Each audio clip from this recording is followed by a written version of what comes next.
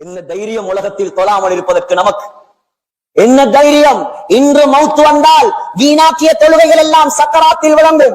பாங்கு சத்தம் காதுல கேக்குது, பள்ளியில செவிடன போல போறான். இப்ப போறார், இந்த பணம் தான் பெருசு, காசுதான் பெருசு, அல்லா பெருசு இல்ல, கடைதான் பெருசு, வாங்க சொல்லி முவத்தின் தொழில் அது. அவர் சொல்லட்டுமே, ஏண்ட தொழில நாம் பார்க்கணுமே. எவ்வளவு உரிமை! அல்லாஹ் கூப்பிட்டு வராமல் இருப்பதற்கு உரிமையை நம்மிடம் தந்தது யார்? யார் சகோதரர்களே? இந்த ஜுமாவில் முடிவெடுங்கள். உங்களை நீங்களே ஏமாத்திக் கொள்ளாதீர்கள். ஒரு ரூபா காசு வராத உங்களோட கபருக்கு 1000 ஏக்கர் காணி இருக்கலாம். ஏழும் என்றால் அந்த ஏக்கர்ல ஒரு ஏக்கரை கபருக்கு கொண்டு போய் காட்டுங்க. நீங்க உண்மையான கோடீஸ்வரனா இருந்த உங்களோட மனைவிமாரிடம் 100 பவுன் தங்கம் இருக்கலாம். 7மாக இருந்தா 1 பவுன் தங்கத்தை கபர்ல வைக்க சொல்லி பாருங்க. வராது சகோதரர்களே. உலகத்தில் அல்லாஹ்வை சந்தோஷப்படுத்துங்கள். அல்லாஹ்வுடைய கடமைகளை வீணாக்கி விடாதீர்கள். கை நல்லா இருக்குது, கால் நல்லா இருக்குது, ஜிம் பொடியோட தெரிகிறான், சண்டையா அடிபுடியா ஊருக்கு முன்னால. நான் சொல்றதெல்லாம் பொய்யா சகோதரர்களே? முஸ்லிம் சமூகத்தில் நடக்கிற ஆகப்பெரிய அநியாயம் இதெல்லாம்.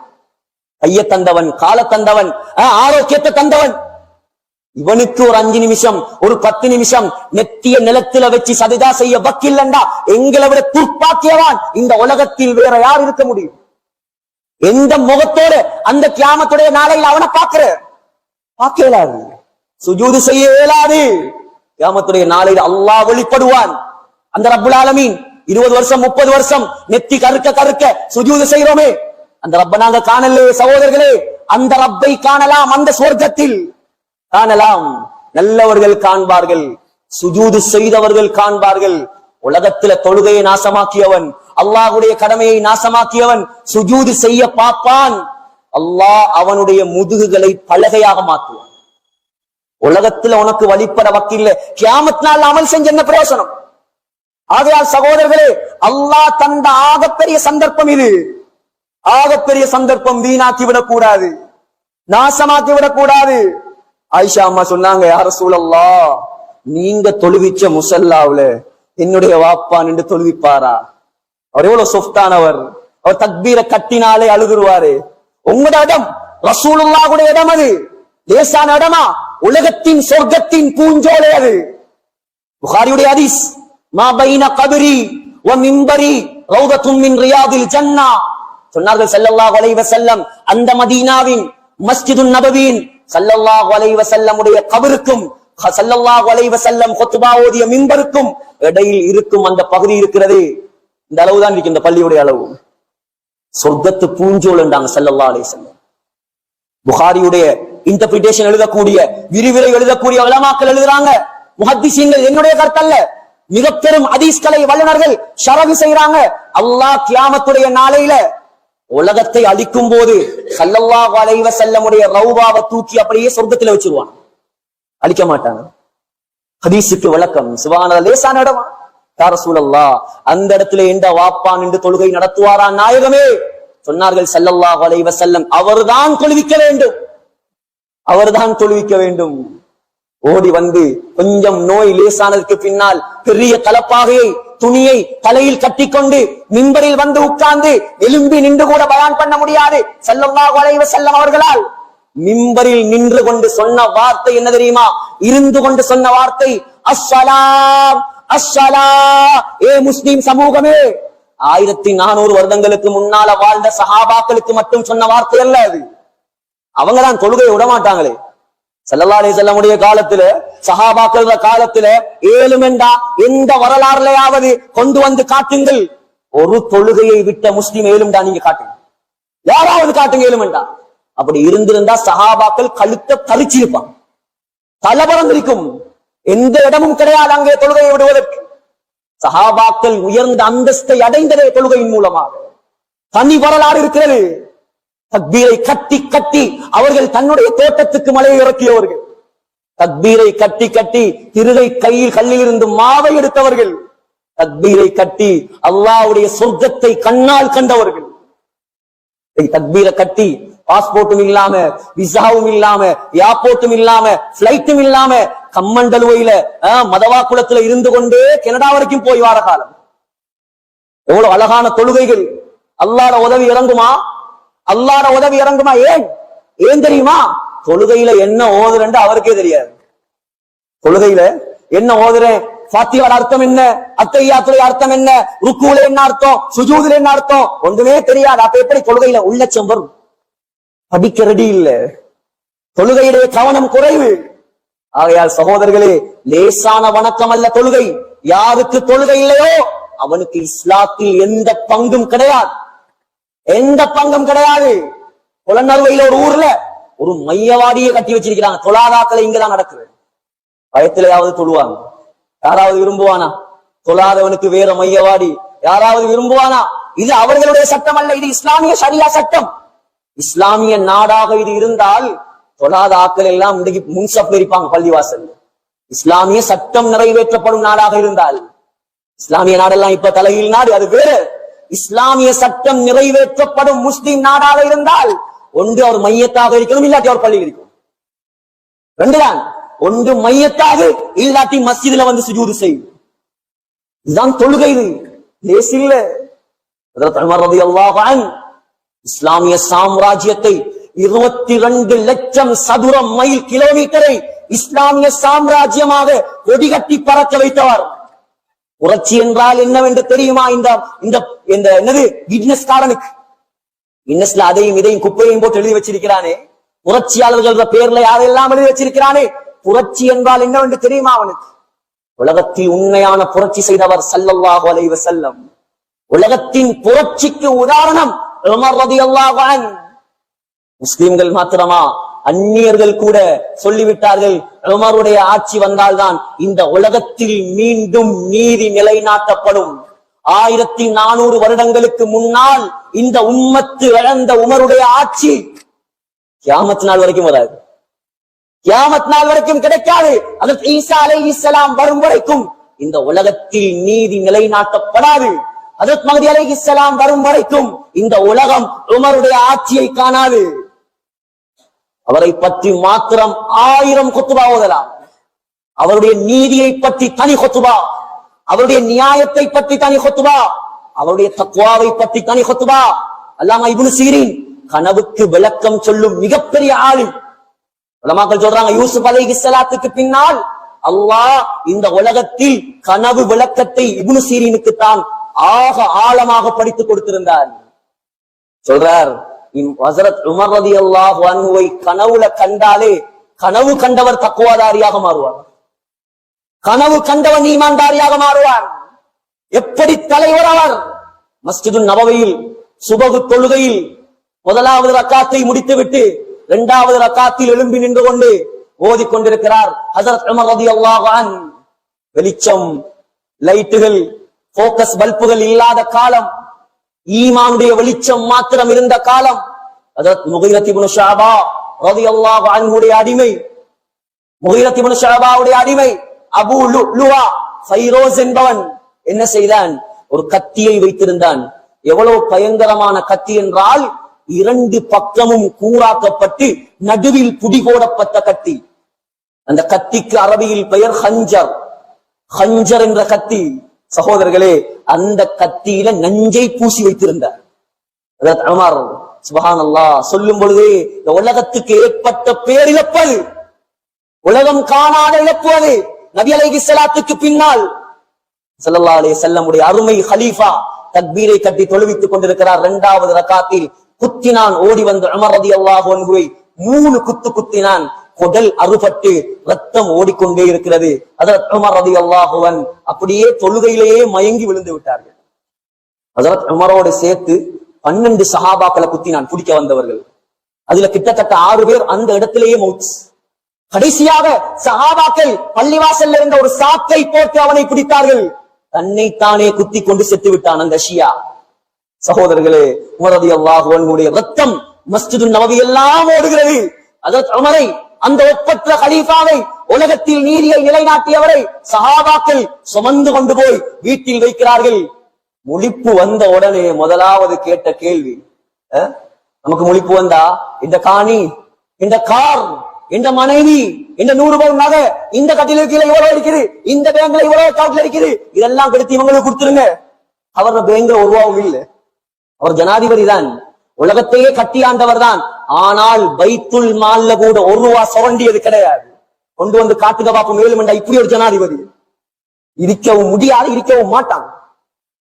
சகோதரர்களே, முதலாவது கண்ணை திறந்து கேட்ட கேள்வி அஸ்ஸல்லைது. மயக்கத்திலிருந்து முழிப்பு வந்தவுடனே, ஏ முஸ்லிம்களே, எனக்கும் உங்களுக்குமான பாடம். சின்ன சின்ன காரணங்களுக்காக தொழுகைக்கு சாக்கு போக்கு சொல்லக்கூடிய நமக்கு இருக்கும் மிகப்பெரிய பாடம் அந்த கலீஃபாவுடைய வாழ்க்கை வரலாற்றில். முதலாவது கேட்ட கேள்வி அஸ்ஸல்லைது, நான் தொழுது முடித்து விட்டேனா? ஏன் தொலைப்போக்குல தானே குத்தினது, கல்புல இருந்ததான், நான் தொழுது முடித்து வைத்தேனா? சஹாபாக்கள் சொன்னாங்க, இல்ல அமீருல் முஃமினீன், ஜனாதிபதியே, பக்கியத் அலைக ரக்அத்துன், ஒரு ரக்காத்து தான் நீங்க பூர்த்தியாக தொழுதீங்க, இரண்டாவது ரக்காத்துல உங்களை அந்த பாவி குத்திட்டாங்க, மயங்கிட்டீங்க. அப்படியா?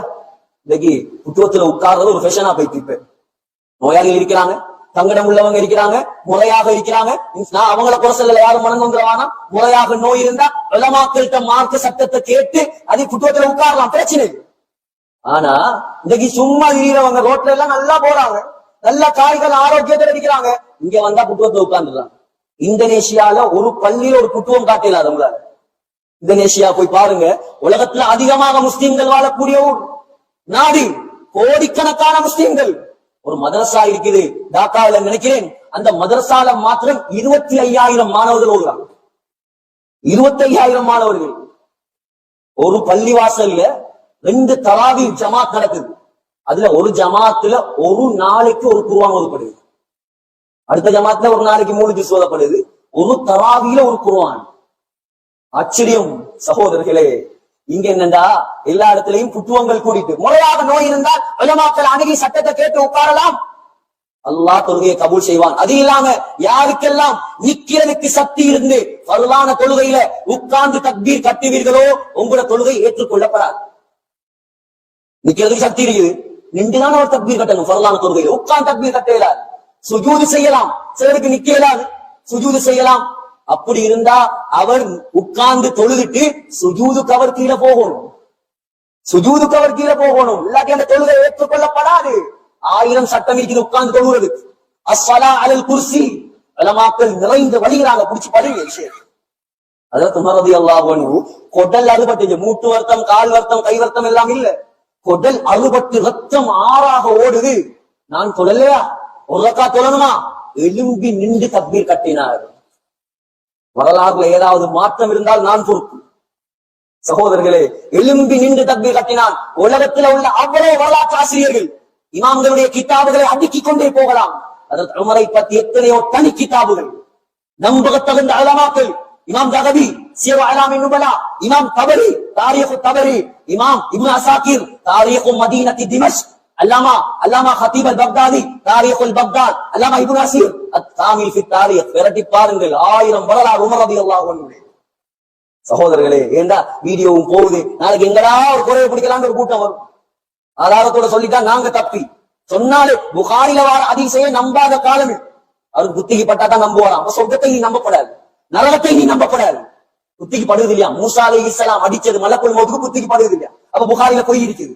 எவ்வளவு பயங்கரமான காலம் பாருங்க. பயந்து வாழணும்னாங்க. அதை உமர் ரலியல்லாஹு அன்ஹு எழும்பி நின்று தக்பீர் கட்டினார், மயங்கி கீழே விழுந்தார். உட்கார்ந்து தொழலாம், அனுமதி இருக்குது, தாராளமா படித்துக் கொண்டே தொழலாம். ஏன், சக்கராத்துடைய வருத்தம், குடல் அறுபட்டு டாக்டர்மார் வந்து மருந்து கொடுத்தாங்க, வயிறு கிளிபட்டு பௌத்தால அப்படியே மருந்து வெளியே வருது. இப்படி யாராவது நம்ம வருத்தத்தை கண்டிக்குமா? அழகா தொழலாம் படுத்துக்கொண்டு. இல்லை இல்லை, எலும்பி தொழுதார், எலும்பி தொழுதார். 2வது தரம் வாங்கினார், 3வது தரம் வாங்கினார், 4வது தரம் நின்று கஷ்டப்பட்டு கண்ணீர் வடிய வடிய ரத்தம் வடிய வடிய தொழுது முடித்து விட்டு சொன்னார், அல்ஹம்துலில்லாஹ், அல்லாஹ்வுக்கே எல்லா புகழும், அல்லதி அஆனனி அலா ஸலாத்தி, எனக்கு தொழுறதுக்கு உதவி செஞ்சானே. சுப்ஹானல்லாஹ், என்ன தொழுகை சகோதரர்களே, நம்முடைய தொழுகை எல்லாம் சிந்தித்து பாருங்கள், சிந்தித்து பாருங்கள்.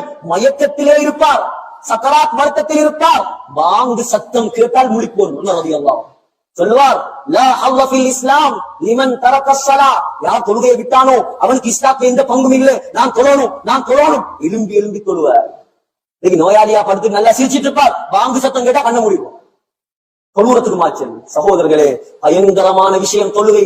யாரும் விளையாடாதீர்கள். இந்த ஜும்ஆவில் முடிவெடுங்கள். எவ்வளவு கை சேதம், எத்தனையோ பேர் நம்முடைய சமுதாயத்தில் 15 வருஷமா 20 வருஷமா ஜும்மா மட்டும்தான். ஜும்மா மாத்திரம் 15 வருஷம். சுப்ஹானல்லாஹ். ஒவ்வொரு தொழுகைக்கும் எவ்வளவு பதில் சொல்லும். புகாரியில் வரக்கூடிய ஒரு ரிவாயத்தை சொல்லி என்னுடைய குத்பாவை நான் முடிக்க போகிறேன். சகோதரர்களே, உதாரணமாக வைத்துக் கொள்ளுங்கள். உதாரணம் சொன்னா தான் உம்மத்துக்கு அழகா விளங்கும். அல்லாஹ்வுடைய ரசூலுடைய சுன்னத்தல். ஒருத்தருக்கு 4 கடை இருக்குது புத்தள டவுன்ல. கொழும்புல 4 ஊடி இருக்குது. 4 மனைவி, அழகான குழந்தைகள், 4 லக்ஷரி வெஹிக்கிள் எல்லாம் இருக்குது. எல்லா வசதி வாய்ப்பு இருக்கு. ஒரு குறைந்து ஒரு நாள் வெளிநாட்டுக்கு போனார். இது உதாரணத்துக்குள்ள போயிடாதீங்க. ஒரு நாள் வெளிநாட்டுக்கு போனார்.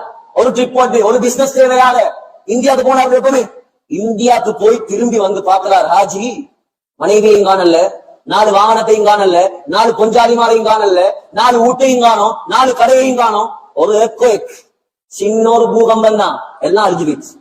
இவன் யோசிப்பா, ஹாஜி என்ன யோசிப்பாரு? நான் மட்டும் ஏன் தப்பினேன்? நானும் மௌத்தாகி இருக்கலாமே. ஏன் ஒன்றுமே இல்லை. கோடீஸ்வரனாக இருந்தவர், பில்லியனராக இருந்தவர், இப்ப ஓட்டாண்டியா மாறிட்டார். குடும்பமும் இல்ல, சொத்தும் இல்ல, செல்வம் இல்ல, எல்லாம் போயிடுச்சு. வேற என்ன நினைப்பார்? நானும் அழிஞ்சு போயிருந்தா நல்லா இருக்குமே. செலவாளி சொன்னாங்க, புகாரில வருது, மன் ஃபாத்தத்ஹு ஸலாத்துல் அஸ்ரி ஃபகஅன்னமா புத்திர அஹ்லுஹு வ மாலுஹு. யார் ஒருவருக்கு ஒரு அசர் தொழுகை தொழ கிடைக்கலையோ, ஒரு அசர் தொழுகை இன்றைக்கு பார்க்கணும். இந்த ஊர்ல இந்த பள்ளி வாசல் நிலைமை இன்ஷா அல்லாஹ் மாறும். இதுதான் கத்துறது கொத்துவாகிறது. எவ்வளவு தூரத்துல இருந்து எடுத்து வச்சிருக்கிறான், எவ்வளவு சிரமத்துக்கு மத்தியில வந்திருக்குது, எவ்வளவு சிரமத்துக்கு மத்தியில அதற்குமார்கள் முயற்சி செஞ்சு நிர்வாகம் முயற்சி செஞ்சு என்னத்துக்கு? நம்முடைய ஊர்ல யாராவது வந்து எதையாவது பேசி மக்களை அல்லாஹ்வோட தொடர்பாக்கணும், பேருக்கும் புகழுக்கும் அல்ல. அதுக்கு நான் சும்மா இம்பர்ல இருக்கு கம்ப்யூட்டரையும் சயின்ஸையும் பேசுறது அல்ல, சும்மா நவீனம் பேசுறது அல்ல. ஜுமாவுடைய நோக்கமே மக்கள் அல்லாஹ்வோட தொடர்பாகும். கம்ப்யூட்டரும் சயின்ஸும் பேசுறதுக்கு வேற இடங்கள் இருக்கு. இது அல்லாஹ்வுடைய ரசூலுடைய அமானிதமான இடம். அமானிதம் பேசக்கூடியவர்கள் தான் மிம்பர்களையும் வரும். உங்களோட கொள்கைகளை, உங்களோட ஊருடைய கட்டுப்பாடுகளை ஒரு நாளும் விட்டுக் கொடுத்து விடாதீர்கள். உங்களோட ஊருடைய சிறப்பு எல்லாரும் சொன்னாங்க, ஒரு அசர் தொழுகை யாருக்காவது வேண்டும் என்று தப்பி போனால் அவன் குடும்பமும் சொத்தும் அழிஞ்சி நாசமாகுவதை விட பயங்கரமான ஒரு அசர் தொழுகை.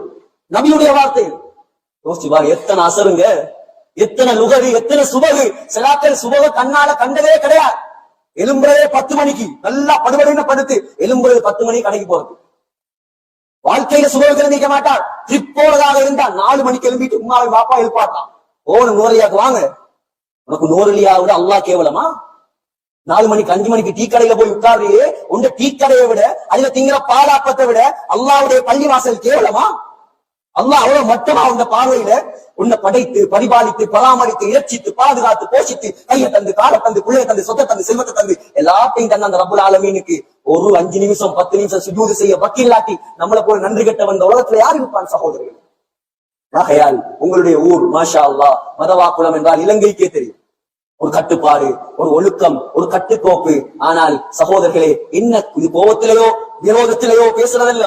முதலாக இந்த மிம்பரில் கால் வைத்திருக்கிறேன் நான்.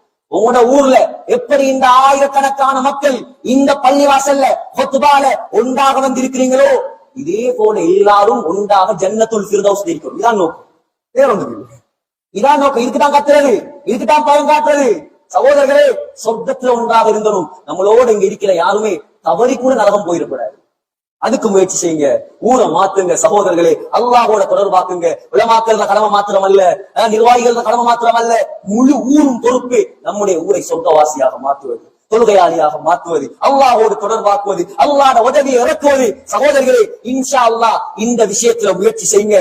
அதுக்கு பின்னால பாருங்க உங்களோட ஊருடைய தலையெழுத்து அல்லாஹ் எப்படி மாத்துறாங்க.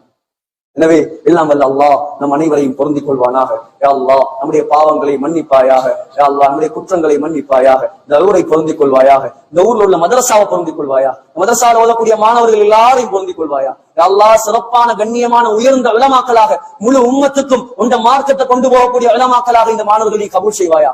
உனக்கு பொருத்தமான முறையில கியாமத் நாள் வரைக்கும் இந்த மதரசாவை நடத்தாக்குவாயா. பள்ளிவாசல்களை கபூல் செய்வாயாக. 100% தொழுகையாளிகள் உள்ள பள்ளியாக யா அல்லாஹ் இந்த ஜுமா பள்ளியை நீ கபூல் செய்வாயாக. ஊரில் உள்ள எல்லா மக்களையும் தொழுகையாளியா கபூல் செய்வாயாக. யா அல்லாஹ் பெரும் பாவங்களை விட்டு இந்த ஊரை பாதுகாப்பாயாக. உனக்கு வெறுப்பான மக்களை விட்டு இந்த ஊரை பாதுகாப்பாயாக. யா அல்லாஹ் ரஹ்மானே, கிருபையுள்ளவனே, சங்கையாளனே, யா அல்லாஹ் ஹஜ்ஜுடைய காலம் யா அல்லாஹ். யா அல்லாஹ் இந்த ஊர்ல உள்ள எல்லாருக்கும் ஹஜ்ஜுடைய பாக்கியத்தை கொடுப்பாயா. ஹஜ் செய்யாமல் உம்ரா செய்யாமல் இந்த ஊர்ல யாருக்கும் மௌத்த கொடுத்துறாத யா அல்லாஹ். எல்லாருக்கும் இந்த பைத்துல்லாஹ்வை கண்கூடாக கண்டு கண்ணீர் வடிக்கும் பாக்கியத்தை கொடுப்பாயா. இரக்கம் உள்ளவனே யா அல்லாஹ். உலகத்தில் எவ்வளவு காலம் வாழ்ந்தாலும் ஒரு கடைசி நாள் இருக்கிறது யா அல்லாஹ். அந்த கடைசி நாள் அது எப்பொழுது வரும், எங்கே வரும், எந்த நிலைமையில் வரும் எங்களுக்கு தெரியாது யா அல்லாஹ், உனக்கு மட்டும்தான் தெரியும் யா அல்லாஹ். அந்த கடைசி நாளை யா அல்லாஹ் மதீனா முனவ்வராவில் மஸ்ஜிதுன் நபவியில் ரௌதா ஷரீஃபில் சுஜூதுடைய நிலைமையில் சொர்க்கத்தை கண்ணால கண்டவர்களாக லா இலாஹ இல்லல்லாஹ் முஹம்மது ரசூலுல்லாஹ் என்ற கலிமா சொன்னவர்களாக யா அல்லாஹ் எங்களை மௌத்தாக்கிடு யா அல்லாஹ். எங்களுடைய துஆக்களை கபூல் செய்வாயாக. ஆமீன் ஆமீன் யா ரப்பல் ஆலமீன். வா ஆகிரு தஅவானா அல்ஹம்துலில்லாஹ்.